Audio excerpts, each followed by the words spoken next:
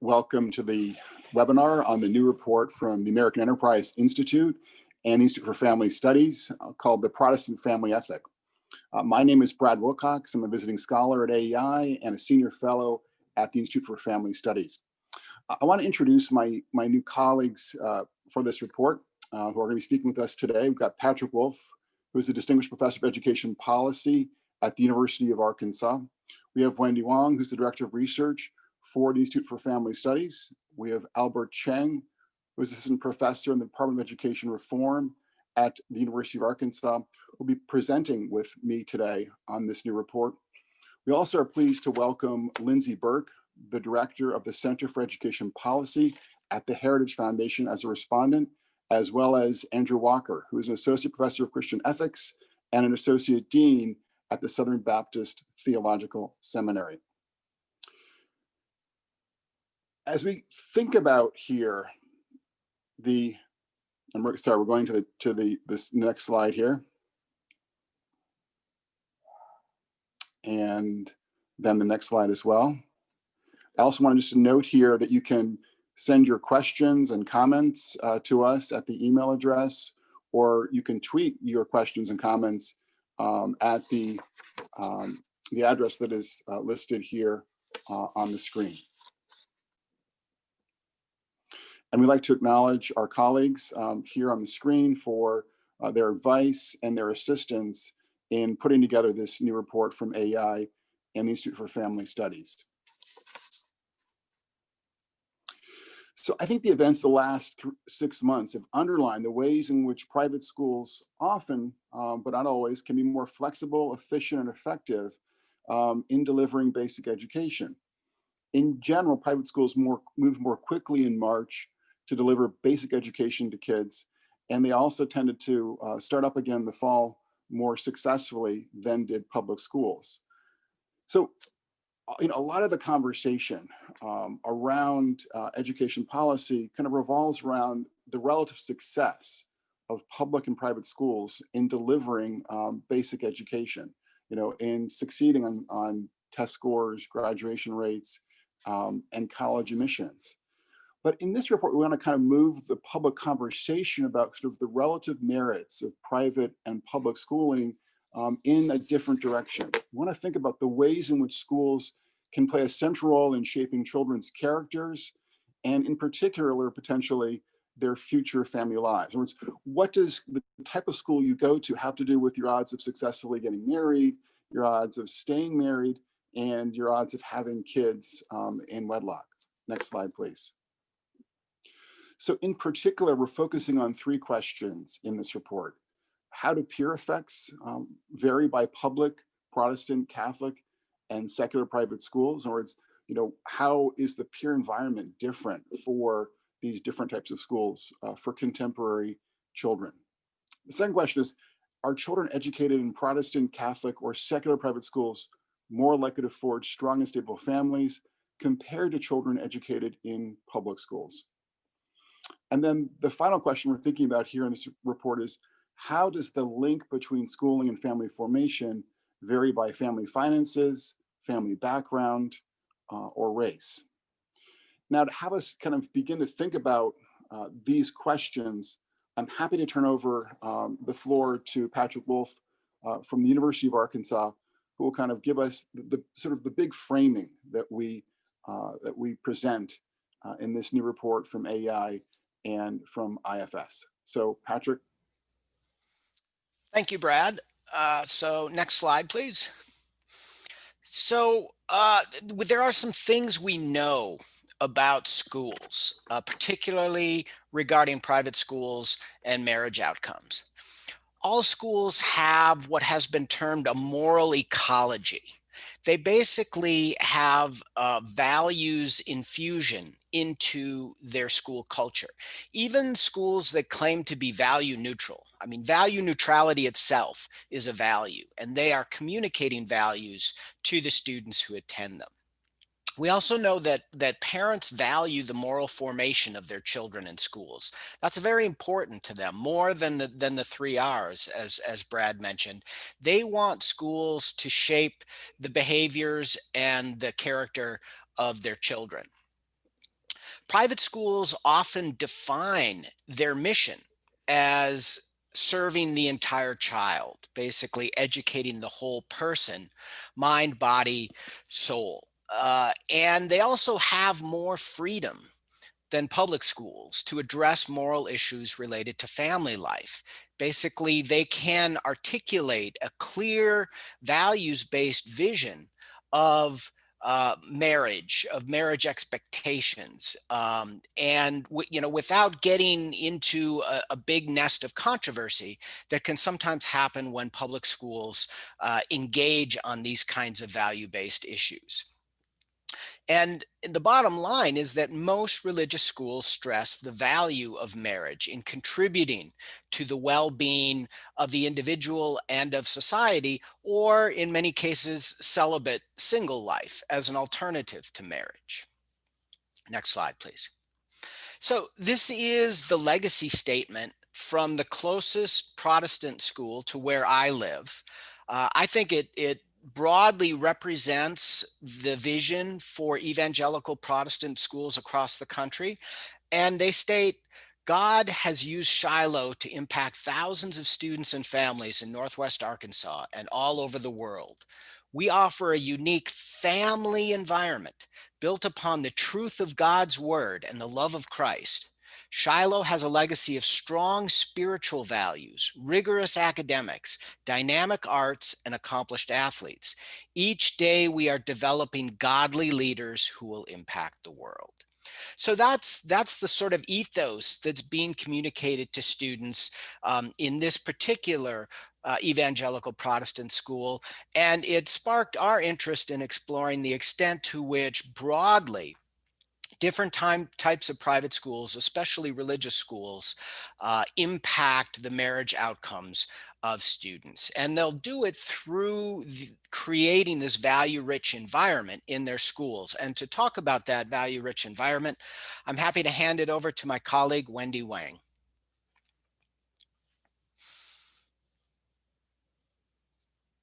Thank you, Patrick.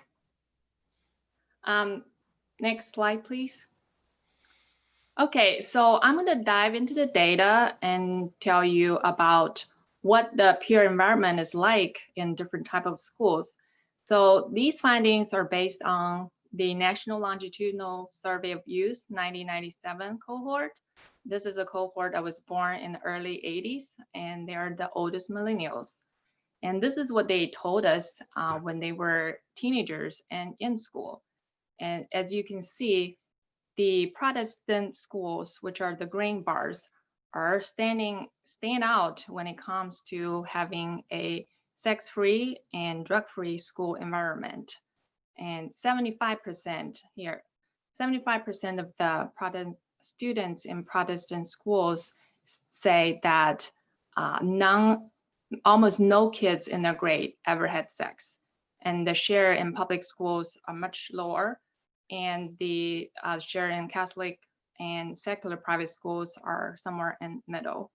And the same pattern applies to the number of kids using illegal drugs. So again, a majority of the students in the Protestant schools say almost no kids in their grade use drugs, and the shares in other schools are lower. And then also at the same time, the students in Protestant schools are much more likely to say that almost all kids in their grade go to church or religious service regularly. That's 61%. And if you look at the bottom of this figure, it seems like all private school students, Catholic, Protestant, secular private school students, all have a higher aspirations to go to college than the students in public schools.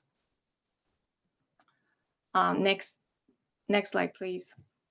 Okay, so this is the family outcomes of millennials when they're at mid 30s, and so because we're using a longitudinal data set, and so we're looking at 3 family outcomes, whether they are in intact marriage, which means they're still in their first marriage, have never been divorced, and then whether they have ever divorced and whether they have ever had a child out of wedlock.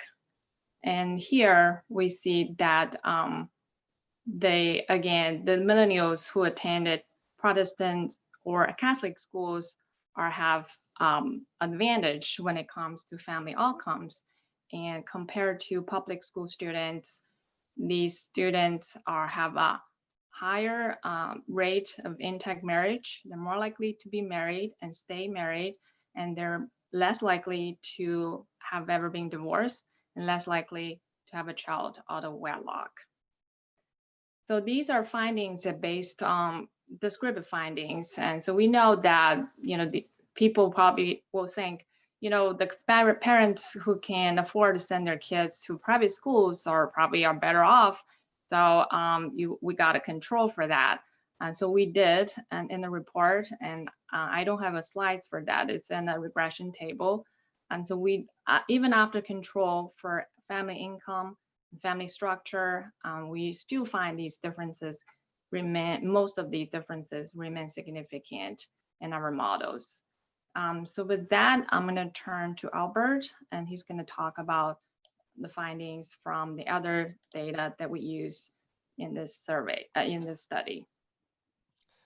Yep, so thanks, Wendy. And if we just could advance the slides here to talk about the Understanding America study, which is the other data set that's really the focus of the report that's out right now. And so the difference between the Understanding America study data and the NLSY is that the Understanding America study actually draws from a pool of all adults across the US. So while the NLSY focuses on a single cohort of students, the UAS, as they call it, Understanding America study, is based on a nationally representative sample of adults. So, the first thing I'll point out is that even if we use this different data sets, you'll see the patterns are actually broadly similar between the two data sets that we have. So you'll notice that even among the, for Protestant schoolers, you'll notice a higher rate of being in an intact marriage, lower rates of divorce, and also lower rates of having a child out of wedlock. We do see some Catholic school differences, although as you'll note in the red bar here, it's actually quite closer to the public school results. And so we do see some less pronounced differences between Catholic and public schools if we consider all adults. And here too, I want to point out that even among the secular private schools, we do see somewhat of a contrast between themselves and graduates of public schoolers in terms of these three marriage outcomes. Next slide, please. Now, just to maybe put some additional numbers to this for those of you who care about controlling for things, I do want to point folks to just look at the report. We do have tables there, as Wendy mentioned. But in general, many of these results hold. So, for instance, we still find even controlling for gender, race, family background, whether the child grew up in an intact family, financial circumstances during their childhood, that our results still hold. So for instance, Protestant school attendees are twice as likely as public school attendees to be in an intact marriage, for instance, and half as likely to have a child out of wedlock, or 50% likely, I should say, to have a child out of wedlock. So we do see these kinds of differences hold even when we add demographic controls. Next slide, please. Now, one of the things that we're able to do with the Understanding America study, the UAS, is that we're able to look at these differences for certain subgroups and segments of the population. We're going to present 3 of these, and again, these are all detailed in the report. So for the first slide here, what we want to do is look at the differences across in these outcomes, family formation outcomes across school sector, but separating the sample by family financial situation for these adults when they were children. So as you can see in the graph here, we have 2 bars for each school sector. The blue bar there are results for respondents in the survey who grew up in a financially stable situation during childhood. The red bar are the results for each school sector for respondents who didn't grow up in financially stable households when they were kids.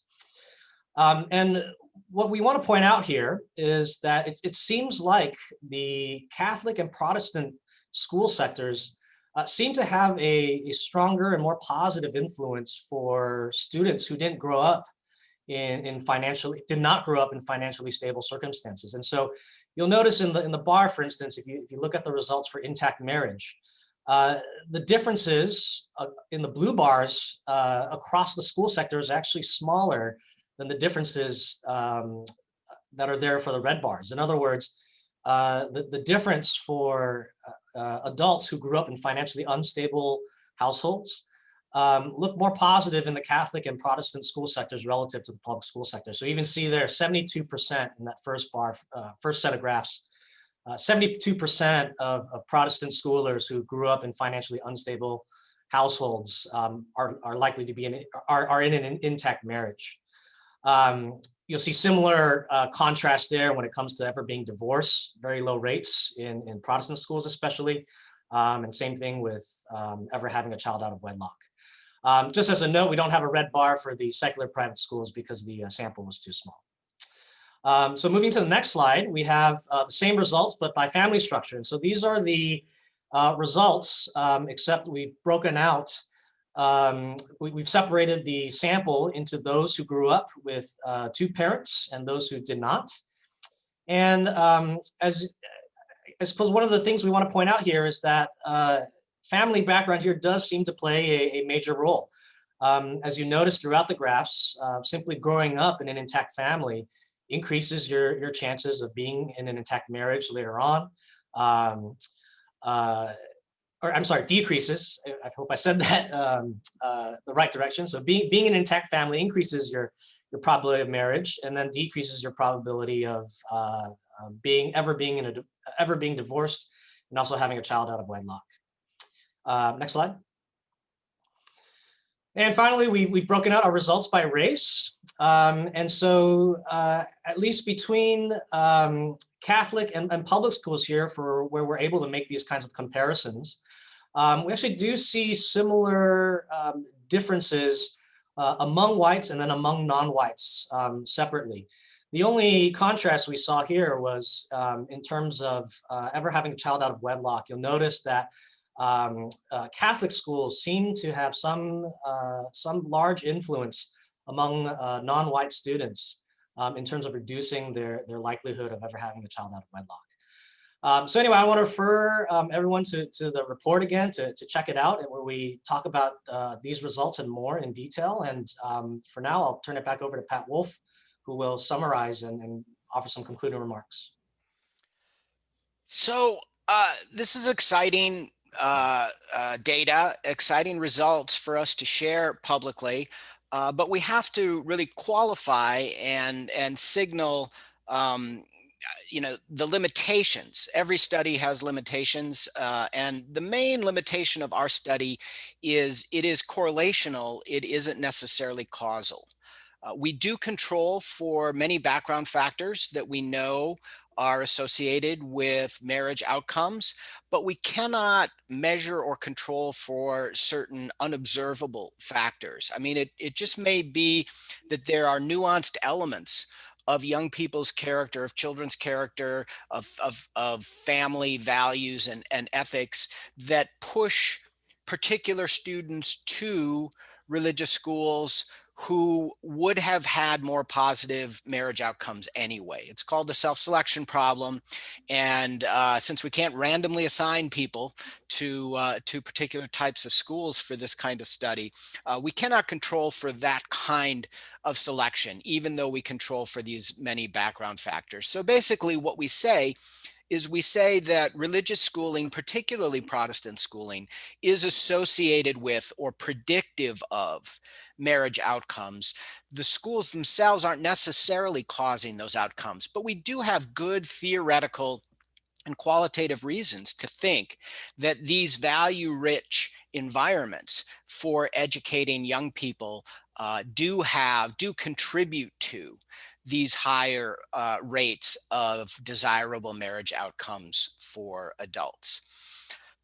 And especially, we're struck by the results for Protestant schools. I mean, it does appear that Protestant schools, through the articulation of their moral vision of living a godlike life, in the image of God and following the path of Christ, that many of their graduates are internalizing those messages and taking them to heart, and they're reflected in the marriage outcomes that they evidence. So in terms of what this suggests for public policy, it certainly suggests that public schools might do more to promote the idea of positive marriage outcomes and stress the value of marriage. There's plenty of evidence that indicates that an intact marriage is associated with a number of positive life outcomes: health, longevity, family income, and such. And divorce is negatively associated with all of those as well. And also, of course, bearing a child out of wedlock is one of the largest challenges and struggles that a young person can have in society. So avoiding unplanned marriages, out of wedlock births, is certainly something that public schools could stress more and inculcate into their students.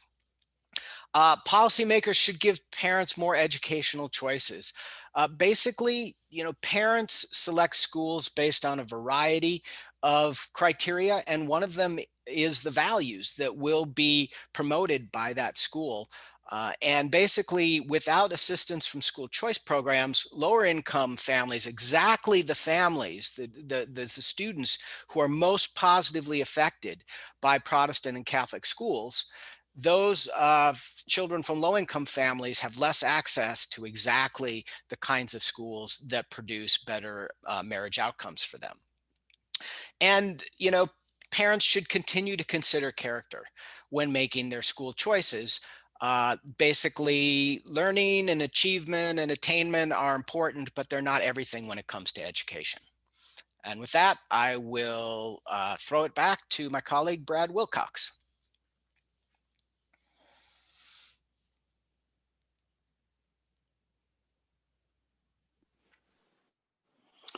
Thanks, Patrick. Appreciate your comments on today's webinar. So before we go on to our more general conversation, I just wanted to kind of underline, one big idea here, and that is that we're trying to basically stress the ways in which what schools do potentially with their kids matters for for their kids in ways that extend beyond the sort of classic 3 R's. To extend beyond test scores, high school graduation rates, college admissions, and the like.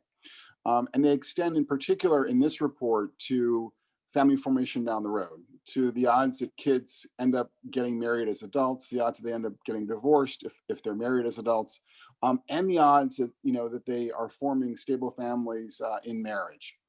And, obviously one question in all this is, why are these outcomes important down the road?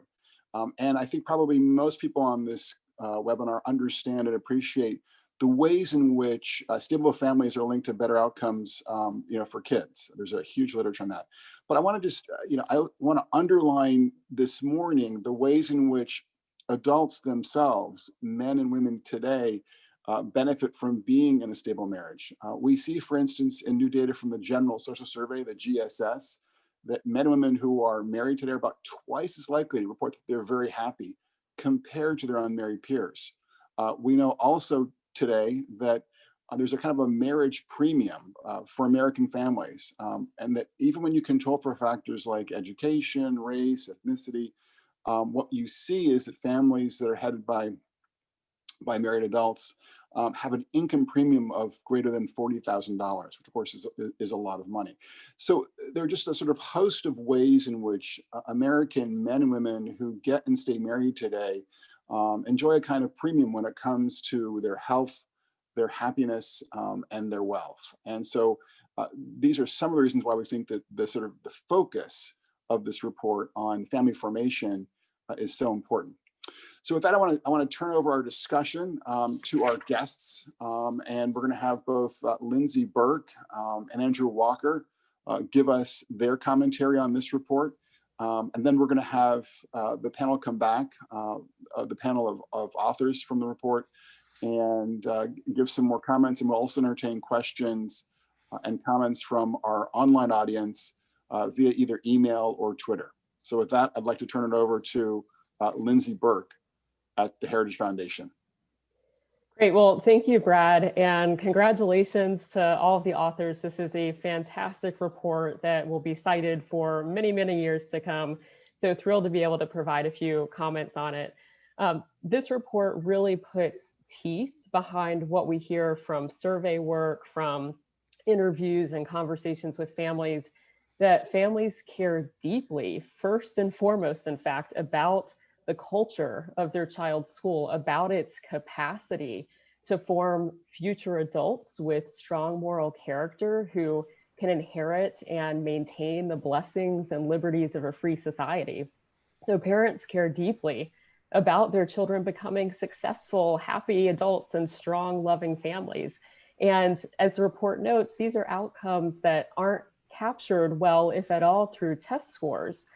While they may feel intangible, the great contribution of this study, although it's descriptive in nature, is to identify the impact that schools have on these critical later life outcomes. And as was noted, while we cannot draw causal connections from the report, the findings do suggest that private schools foster stable marriages and stable families, and that is worth the price of admission for parents across the country. So the report has a line, it states, whatever the views of schools are, they likely impact family formation for their students after they graduate. Parents understand this. It's policymakers and education analysts who have been maybe a little bit behind the curve on this point, really reducing school quality to schools' ability to drive math and reading test scores, as was noted earlier. If you look at the work of scholars like Jay Green, though, Green has pointed out numerous times that the problem with using test scores to decide which schools are good or bad is that test scores are poor proxies for later life outcomes. As Jay Green has noted, quote, that in using test scores for these purposes, we are assuming that if we can change test scores, we will change later life outcomes. We don't really care about test scores per se. We care about them because we think they are near-term proxies for these important later life outcomes that we really do care about. But as his work has shown, there is a general disconnect between test scores and later life outcomes. And I would say this is something that, generally speaking, parents know. They get that. When they engage in the school selection process, as Patrick Wolf pointed out a minute ago, they look first and foremost to school safety, followed by schools that infuse strong morals and values and character development in their children. Schools' capacity to increase test scores on state standardized tests in survey after survey is the last thing that parents list among their top priorities. And so the paper that we heard about today really raises some important questions about the types of schools that are doing a good job with these critical character formation issues. I would point to two examples. We can, in fact, look toward the public sector in some regards, right? We can look toward classical charter schools, for instance, schools like Great Hearts, who put at the core of their mission character development and virtue. Their slogan is to build great minds and great-hearted leaders. So values-based education is at their core. They ask questions, as great book schools do, about what is my duty to myself and my family and my friends. Or we can look to the moral ecology of schools like Cornerstone, schools in Washington, D.C. Cornerstone is a fantastic private Christian school serving low-income students in the district here. And as the school principal, Derek Mack, says, quote, you cannot address right thinking if you have not addressed right living, which I think gets to the core of what we have heard about today. He talks about how developing virtuous students prepares students for marriage in a lot of ways, and that treating students with dignity and respect in the classroom teaches them how to have disagreements and conflicts in a sensible way, preparing them for strong relationships later on. So that really is part and parcel of that moral ecology that we just heard about. So why does this all matter? Why does it matter that as a result of this paper, we now know more about how different types of schools are linked to students' family life as adults, that men and women who have been educated in a private school, private religious school, tend to be more likely to be married. That matters because, as my colleague Ryan Anderson at Heritage has pointed out, marriage is a foundational building block of human civilization. It is an institution that benefits society in a way that no other relationship does. Yet, as this paper explains, as the authors say, when it comes to family life, many public schools just avoid talking about these loaded matters touching on marriage and divorce and non-marital childbearing. So this can have a profound effect on students' later life outcomes if public schools are not addressing these critical issues. And Brad's excellent long-term work on the success sequence has shown that matters deeply for students' later life outcomes. And that has been well illustrated most recently through a lot of the great work that Ian Rowe at AEI has been doing.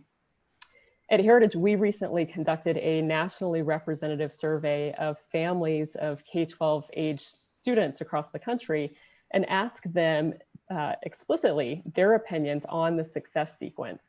And 72% of parents in this nationally representative survey, 72% said yes, they believe that their child's public school should teach the success sequence.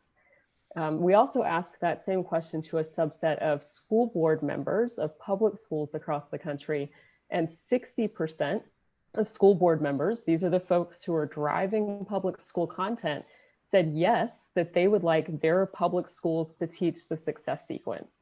So as we look at the figures in this paper showing weaker outcomes for public schools on fostering lasting marriages and reducing out of wedlock birth rates, there's a major opportunity here, one that I think would be welcome on the part of parents and even school board members to teach the success sequence in that sector. And the last thing I'll note, as the report says, there are foundational differences in ideals and normative views about human nature, good versus evil, and what a life worth living entails, and that all engenders different educational aims. No school is neutral to such issues. So the question for us, for those of us in public policy, is who decides? Who shapes the normative views that get passed along to students? The answer should be parents in partnership with schools. And so in my mind, all roads lead back to giving parents the opportunity to select into schools that reflect their values and their hopes and their aspirations for their children. And so this paper, once again, makes another very strong case for education choice. So congrats again on a great paper. I'll turn it over to Andrew. Thank you, Lindsay. And I want to thank my friend, Brad Wilcox, for the opportunity to participate in what I think is a truly remarkable report, and will have a lot of impact, especially in my own community where I'm serving.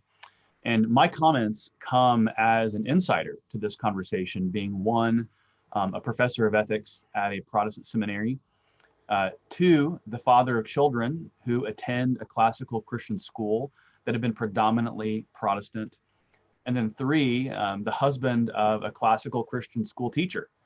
So in some ways you could not find a better guinea pig to explore these habits practically. And I want to frame my comments in the form of 5 axioms, which will offer comments on possible causative aspects of what this report details. The first is that the Protestant family ethic, as expressed in this study, vindicates the emphasis on Christian worldview formation at the heart of many Protestant institutions, and calls for redoubled effort in the face of mounting cultural changes. From individuals such as Chuck Colson and the Colson Center for Worldview, to the Truth Project at institutions like Focus on the Family, this report tells a story that Protestant worldview focus has yielded positive results for American social capital consistent with Christian teaching on marriage and family. And this is the result of what I see as the transmission of these value-rich moral ecologies. And this notion of moral ecologies is something I'm really glad the report picked up on. And relatedly, this report acts as a rebuke, quite honestly, to some Christian intellectuals who criticize and even mock the idea of Christian worldview emphasis as a form of culture war habituation. At the same time, in light of increasingly changing cultural beliefs on sexuality and family, Protestant contexts will have to redouble their efforts to catechize their children in what they consider biblically appropriate patterns of living. And in a biblical Protestant framework, marriage is the institution, as Lindsay mentioned and as Ryan Anderson has mentioned, wherein a man and a woman become husband and wife and father and mother to any children that their union produces. And that formula is purposeful. And to the extent that complementarity, chastity, and permanency are jettisoned as cultural goods, I believe society will lack a moral source to guide its actions. Secondly, while it is unlikely that public education would agree with the family norms taught in many Protestant contexts, this study reinforces the positive role of religiously informed ethics education in fostering the social capital necessary for a stable political order.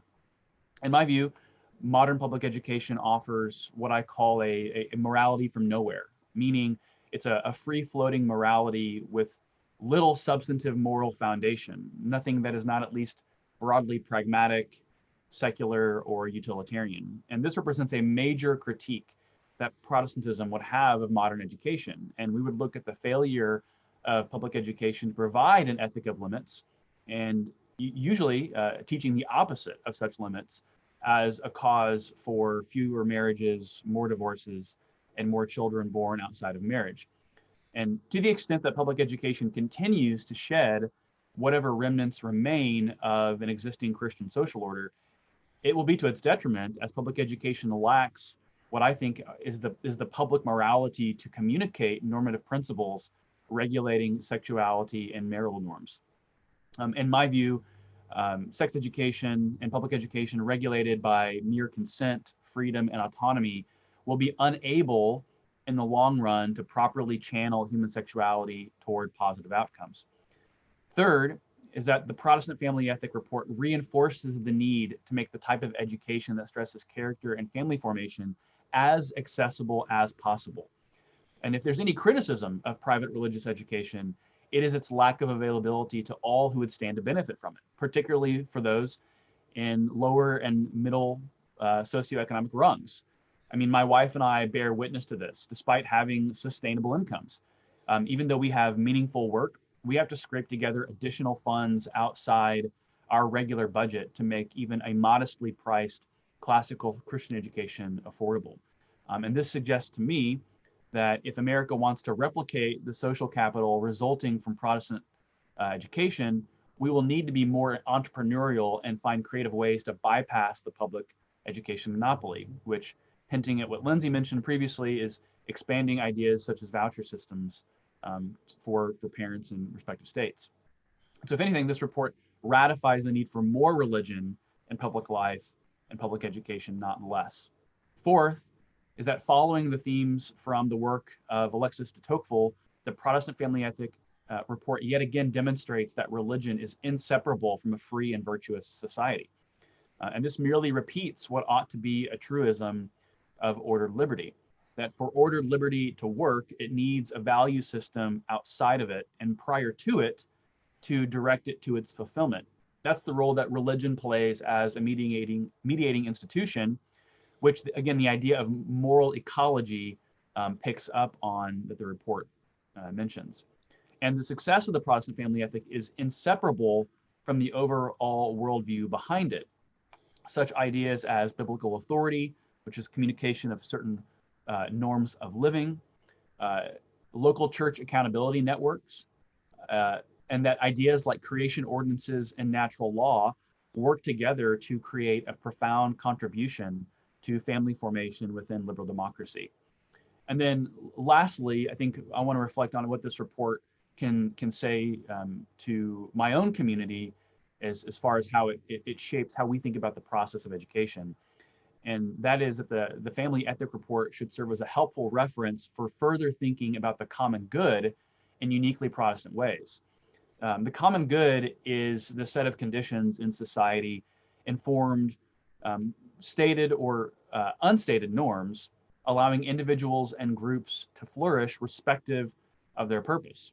And the common good in traditional theological categories facilitates and promotes an order of justice. And in Christian thinking, Christians are to pursue the common good as an ethic of loving social responsibility. And so while the common good is more often than not within the province of Catholic social teaching, a report such as this serves as a helpful mirror for Protestant educational institutions to understand that the body of doctrine it teaches and the values it is seeking to transmit to its students has real quantifiable impact, not just on individual persons, but on larger communities as well. And indeed, all Christians, not just Protestants, should view the norms of family life as inherent within creation as a form of common grace and neighbor love. And I'll just end by saying this, that this is ultimately for the sake not only of what is necessary for reinforcing what is effective for society's interests, but what is true of our natures for what Protestants believe about us as human beings, that we're complementary beings made in God's image for one another within the context of the covenant of marriage. So thank you very much. Appreciate your time. All right. Well, thank you so much, Lindsey Burke and Andrew Walker, for those excellent insights. And I'm glad, Andrew, you mentioned Democracy in America, Monsieur de Tocqueville. I keep my copy close at hand while I'm working in my office. So before I let you two go, though, I have a quick question for Lindsay. You mentioned the success sequence. Can you describe in a bit more detail what that is? Sure. So the success sequence is pretty straightforward. It's been well articulated by Brad Wilcox over the years and others and Wendy as well. But basically this idea that students should graduate high school. After they graduate high school, then they should either go to work or perhaps pursue higher education. Then they should pursue marriage, and then they should think about having children. So it's basically this idea of waiting to have children until you are in a stable marriage in order to do so. And Brad's work has shown, and work of others, that when families do that, when individuals follow the success sequence, that means that 97% of those individuals will never end up in poverty. And so it is one of the best anti-poverty measures that are out there following the success sequence. And it's something that's so straightforward. And as Ian Rowe has pointed out, something that public schools should be teaching, something that schools across the country should be much more explicit about. Thank you. All right, well, we've got some excellent questions rolling in. Just a reminder, you can submit your questions by emailing peyton.roth@aei.org or sending out a tweet with the hashtag Protestant Family Ethic. With that, I am going to again thank our panelists and call back my colleagues on this study, and we are going to address your excellent questions rolling in. So first question, this will go to Albert. Did you or can you measure parent involvement in child's education mentoring? As you know, and how that impacts their the results that we observe in terms of marriage outcomes? Yeah, the answer is you can do that. We couldn't because we didn't have a measure of that in our data. But on the other hand, part of what we do in controlling for parents' education background, family structure, income. I mean, methodologically, we hope that those measures capture some of that influence. And so, although we don't directly measure it, some of the control variables we do have might catch some of that, though admittedly, certainly be much nicer if we actually had a direct measure of that. All right, thank you. So second question, I'm going to call my own number on this one. What are the potential drawbacks of requiring public schools to extol publicly the value of marriage? Well, as Dr. Burke and Dr. Wilcox and Dr. Walker all articulated quite persuasively, there's no downside to positive marriage outcomes and extolling the virtues of marriage. Now, public schools, because of court rulings, our public schools cannot advance religious arguments and conduct religious teaching within the public schools. So they cannot situate the value of marriage within sort of a theological construct and theme, but they still certainly can acknowledge the basic facts, and that's what this report was really about, was pointing out the basic facts about the clear association between value-rich school models and more positive life outcomes. And as Brad Wilcox discussed, there is clear sociological evidence that these marriage outcomes, more positive marriage outcomes, are associated with a wide variety of quality of life benefits. So nothing's really stopping public schools from extolling the virtues of marriage. Now, because they're public schools and because they're politically controlled, that's likely to instigate some controversy.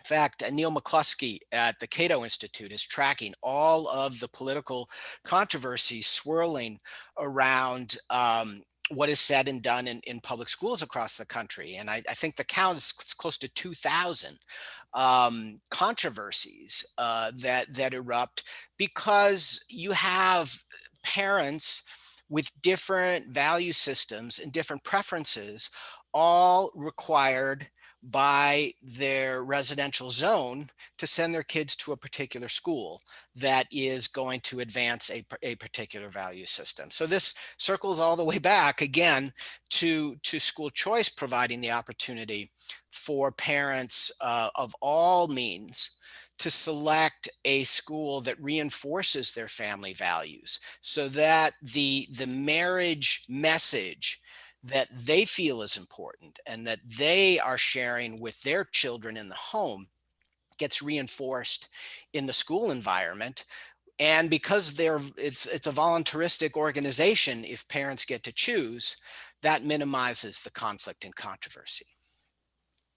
So next question. How do you give parents the funds to move kids to schools of their choice and maintain funding for public schools where parents keep their kids? So I'm going to call Lindsay Burke in for this one, since she is one of the nation's foremost experts on parental school choice. So how can we fund kids going to private schools of choice while still maintaining financial support for public schools? Sure. So there are a lot of ways to do that. My preference, and I think the preference of a lot of folks now working on education choice, is an education savings account model. We can point to states like Arizona that have been doing this for almost a decade now, where the state provides to eligible families 90% of what the state would have spent on their child in the public school. So there's no federal money implicated. There are no local dollars implicated.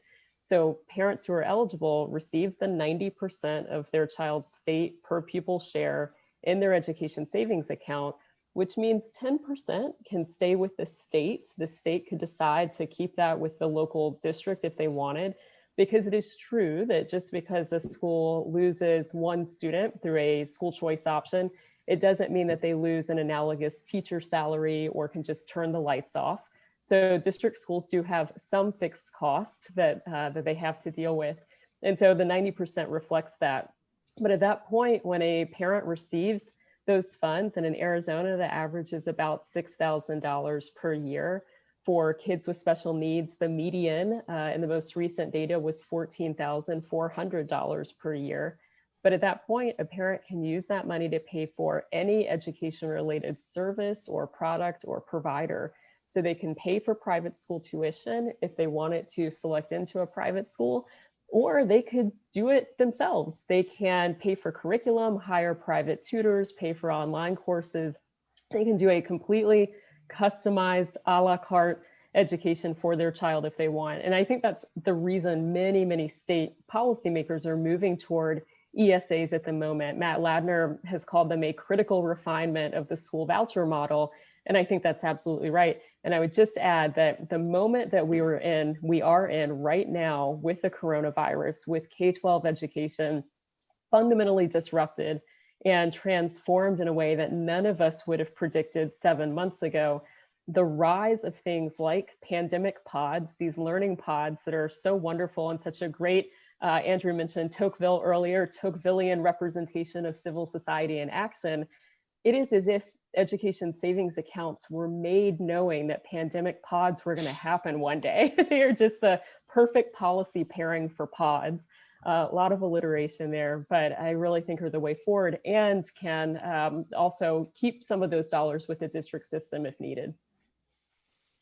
Thank you. Thank you, Lindsay. So the next question I'm going to direct to Wendy Wang, and then Albert, you can do a follow-up to complement, because it sort of has two dimensions to it, and that is what are the marriage values being taught in public schools right now? How do we know, and how strong is the research on sort of the values context of public schools? So Wendy, you want to start with that and give us your sense of what we know about that, and then we'll go to Albert. Sure. I will say a few words. Currently, as far as I know, I don't think the public school are saying much about the value of marriage. And so that's a topic that oftentimes are avoided. And that's why we actually want them to say more about the value of marriage and talk about success sequence, because these are the information we know to make kids more successful. And as Lindsay has mentioned, so we done, the success sequence study. It's really, if the public, here's the thing. A lot of middle class parents know this, and the kids should to go to school first and get education first, and then work, and then marry and have kids. But lower income kids oftentimes don't get the opportunity to know this. And then their parents oftentimes don't say it, their peers don't say it. So they actually, somehow lacking this information. So I think this is where the opportunity comes for the school, the public schools, to teach this. And so they can benefit from this message and act on that. So I think it's very important for us to actually play the value of marriage in public schools. Thank you. And Albert, you want to speak to like the state of the literature, what we know about the culture of public schools? Right. So I'll point to, and so, this term we view moral ecology, we should not get credit for this. We actually cite who got it. And so I want to point folks to a recent volume by James Hunter and Ryan Olson at the Institute for Advanced Studies in Culture at UVA. And it's actually a volume, it's a fascinating study that they did. I think there are 10 separate researchers, and they all were assigned a particular type of school. So urban public, rural public, Protestant, Catholic, elite, secular, private.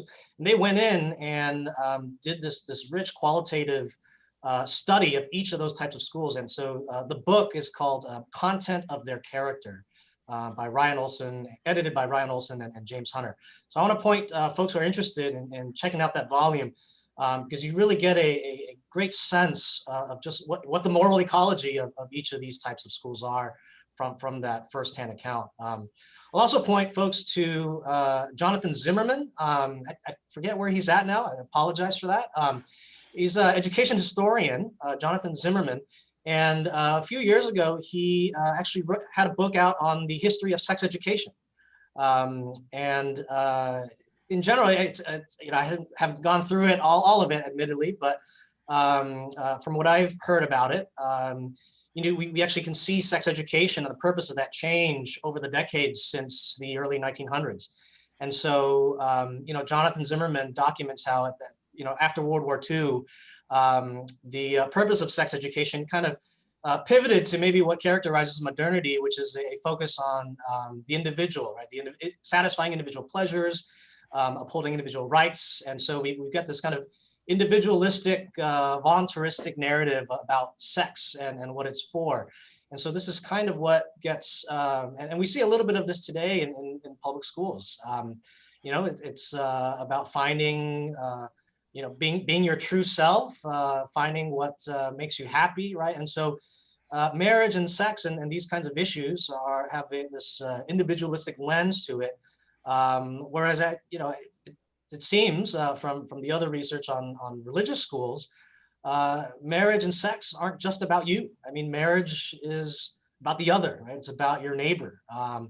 And so it's about the building blocks of civil society. And so you see this contrast in the way marriage and sexuality are taught in religious private schools and public schools. And so, again, public schools, again, it's a technical question, right? I mean, what can we do with sex or marriage? In religious private schools, it's more of what ought we be doing and what is it for? Why is it good? How does that influence our conceptions of a life worth living? So, very different takes on sex ed.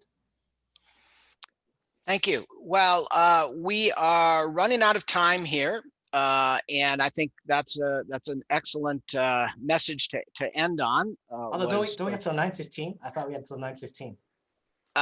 Do we? Okay. Well, we can keep going then. Okay, then I'm going to throw another question to you, Albert. So, no good deed goes unpunished. Yes. So, why didn't we include homeschoolers in our study, and what do we know about homeschooling and marriage outcomes? Yeah, so the sample of homeschoolings, I mean, it's in the UAS. They're quite small in there, so it's tough to analyze that group. So that's just a practical issue in our data. I think Wendy could probably speak to the NLSY for reasons, I don't think they're in there, but she can confirm. Now, for homeschooling, I guess I'll point out to other work. So Cardus is a faith-based Canadian think tank. And I've done some work for them as well. And they've done similar work looking at long-run outcomes for kids educated in different school sectors. And there's some homeschool analysis in some of their reports. So Cardus, C-A-R-D-U-S. In general, we do see some distinctive patterns. So I recall in one of their recent nationally representative surveys, I think from a few years ago, 2016 or 18, that they broke out religious homeschoolers in particular and found that they were much more likely to get married. In fact, that research and some other work that I've seen some others suggest that they get married even earlier as well. And so there's definitely a strong kind of family formation ethic, at least among the religious homeschoolers. I think we know a little bit less, unfortunately, about other kinds of homeschoolers. Again, not all homeschoolers are doing so for religious reasons. But anyway, I don't know, Wendy, if there was some homeschool data available in NLSY? Similar to UAS, in NLSY, there's very small number size for the homeschoolers.